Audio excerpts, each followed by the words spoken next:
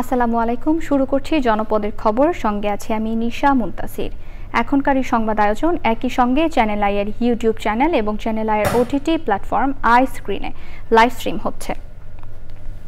কুমিল্লা, কিশোরগঞ্জে ও নোয়াখালীতে বজ্রপাতে ৮ জন নিহত হয়েছেন। আহত হয়েছেন আরও বেশ কয়েকজন। কুমিল্লা, বরুড়া ও মুরাদনগর উপজেলায় বজ্রপাতে ৪ জন নিহত হয়েছে। নিহতরা উভয়েই বড় হরিপুর উচ্চ বিদ্যালয়ের ৬ষ্ঠ শ্রেণীর ছাত্র। নিহত কিশোর দুজন হলেন পয়ালগচ্ছ গ্রামের ফাহাদ হোসেন এবং সাইমন হোসেন। প্রত্যক্ষদর্শীরা জানান, শিশুরা মাঠে ঘুড়ি উড়াতে ব্যস্ত ছিল।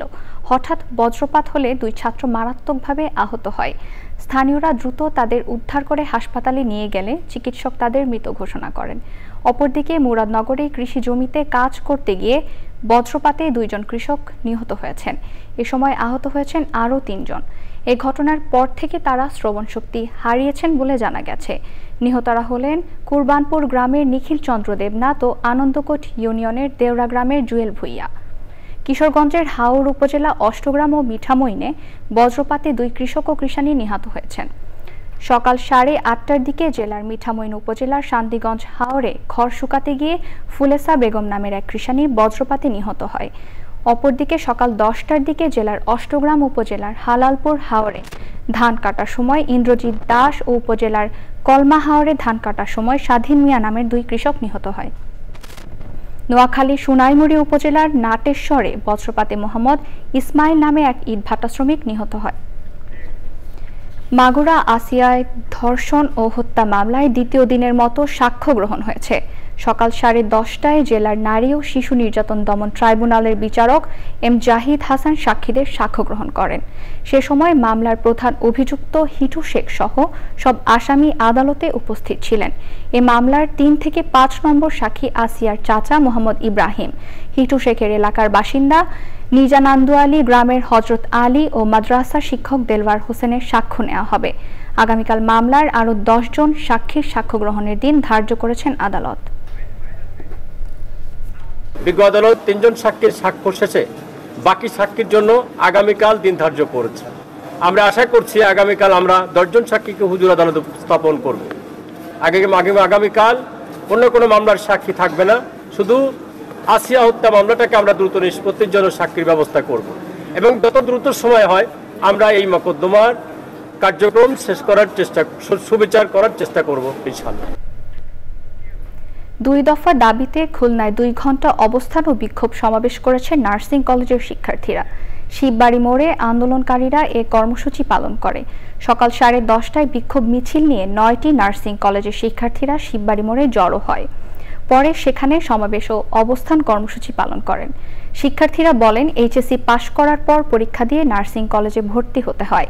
3 বছর পরে ডিপ্লোমা পাশ করে কেন ডিগ্রি পাশের সমমান পাওয়া যাবে না? নদী ও খালবিলের শেওলা ও কচুরিপানা অপসারণের আধুনিক যন্ত্র আবিষ্কার করে সাড়া ফেলেছেন যশোরের মনিরামপুরের প্রদীপ বিশ্বাস নামে এক ব্যক্তি। নিজের উদ্ভাবিত এ যন্ত্র দিয়ে সে একদিনেই 100 শ্রমিকের 1 মাসের কাজ করতে পারছেন। ইতোমধ্যে নেট দুনিয়ায় ভাইরাল হওয়া এই যন্ত্র দেখতে দেশের বিভিন্ন প্রান্ত থেকে উৎসুক মানুষ ভিড় করছেন। যশোর থেকে আক্তারুজ্জামানের রিপোর্ট। যশোরের মনিরামপুর উপজেলার সীমান্তবর্তী কুশলিয়া সুন্দলী বাজারে ইঞ্জিনিয়ারিং ওয়ার্কশপ প্রতিষ্ঠা করে প্রদীপ বিশ্বাস। একসময় তার মাথায় আসে যশোরের অভিশপ্ত এলাকা হিসেবে পরিচিত ভবদহ জলাবদ্ধ এলাকার বিস্তীর্ণ মাঠের শ্যাওলা ও কচুরিপানা কিভাবে অপসারণ করা যায়। আবিষ্কার করেন শ্যাওলা ও কচুরিপানা কাটা মেশিন। 12 মাসের জন্য শ্যাওলা কচুরিপানা আটা থাকে, বিলখালে যাওয়ার পথ তৈরি করার জন্য এই চিন্তাটা আমি করেছি। দেখলাম এটা তো জোন কিষেন দিয়ে করতে গেলে অনেক খরচ হয়। এখন যদি একটা মেশিন বানায় এটা নিধন করা যায় তাহলে কম খরচে আর কি নদী নালা খাল বিল পরিষ্কার হয়ে যায় এবং পথটা বের হয়ে যায়। এই চিন্তা ভাবনা করে আমি এই মেশিনটা তৈরি করেছি। ইতিমধ্যে প্রদীপ বিশ্বাসের এই শ্যাওলা ও কচুরিপানা কাটা মেশিন দেখতে প্রতিদিন কুশলিয়া এলাকায় ভিড় জমাচ্ছে দেশের বিভিন্ন এলাকার নানা শ্রেণী পেশার মানুষ। এই মেশিনটা তৈরি হওয়ার ফলে দেখা যাচ্ছে কি যে অল্প সময়ে প্রচুর পরিমাণে শ্যাওলা কাটা যাচ্ছে। 6 ঘন্টা কাজ করি, 6 ঘন্টা আপনার 4 বিঘা করে কাটি, কচুরিপানা কাটি। ও মেশিন দিয়ে চালাই, হাল ধরে ঘুরন ফিরের কাজ চালাই আমি।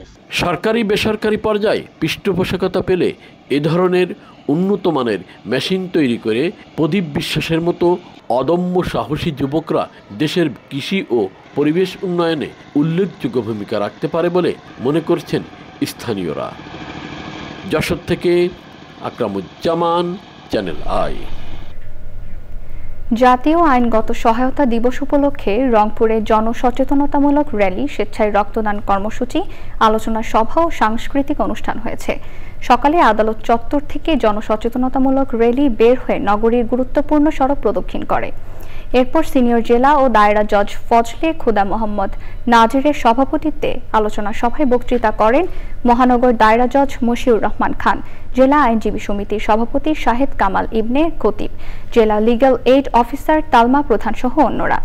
এ সময় লিগ্যাল এইড অফিসে অসচ্ছল জনসাধারণের পাশাপাশি বিভিন্ন আপোষ মীমাংসার মাধ্যমে বিরোধ নিষ্পত্তি করা হচ্ছে বলে জানানো হয়। এবারে সারা দেশের খবর নিয়ে প্রতিনিধিদের পাঠানো তথ্য ভিডিও চিত্রে আল মুকসিদের রিপোর্ট। রংপুরে বৈষম্য বিরোধী ছাত্র আন্দোলন ও শাপলা চত্বরে গণহত্যার বিচারের দাবিতে গণসমাবেশ করেছে বাংলাদেশ খেলাফতে মজলিস। প্রধান অতিথির বক্তৃতা করেন সংগঠনের আমির আল্লামা মামুনুল হক। সিরাজগঞ্জ শহরেও গণসমাবেশ করেছে জেলা খেলাফতে মজলিস। প্রধান অতিথি ছিলেন সংগঠনের আমির আল্লামা মামুনুল হক। বিশ্ব অটিজম সচেতনতা দিবস ও নিষ্পাপ অটিজম ফাউন্ডেশনের প্রতিষ্ঠাবার্ষিকী উপলক্ষে চট্টগ্রামে আলোচনা সভা হয়েছে।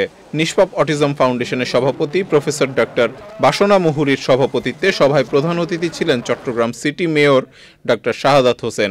অনুষ্ঠানের উদ্বোধন করেন চট্টগ্রামের বিভাগীয় সমাজসেবা অধিদপ্তরের পরিচালক কাজী নাজিমুল ইসলাম।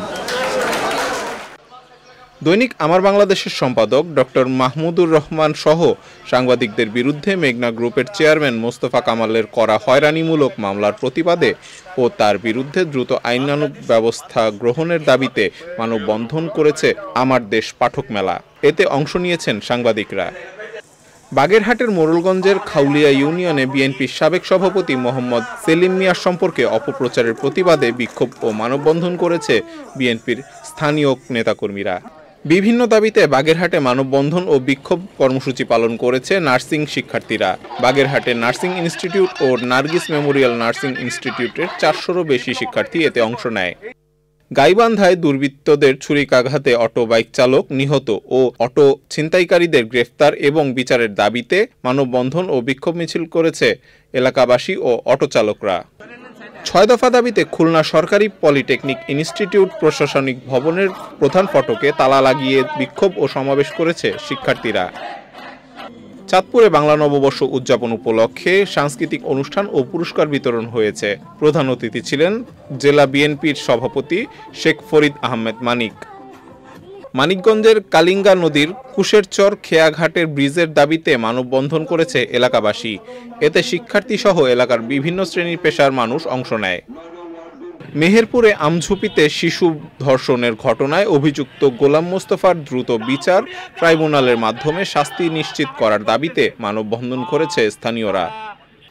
নোয়াখালীর হরিণা ইউনিয়নের জিয়া মঞ্চের সভাপতি জামশেদুল ইসলাম টুটুলকে স্বেচ্ছাসেবক লীগের সাধারণ সম্পাদক বলে সামাজিক যোগাযোগ মাধ্যম সহ বিভিন্ন মাধ্যমে প্রচারের প্রতিবাদে সংবাদ সম্মেলন করেছেন তিনি।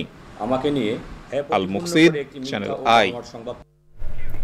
দর্শক, জনপদের খবর আজকের মতো এই পর্যন্তই। একটু পর কৃষি সংবাদ দেখার আমন্ত্রণ জানিয়ে শেষ করছি। ধন্যবাদ সবাইকে।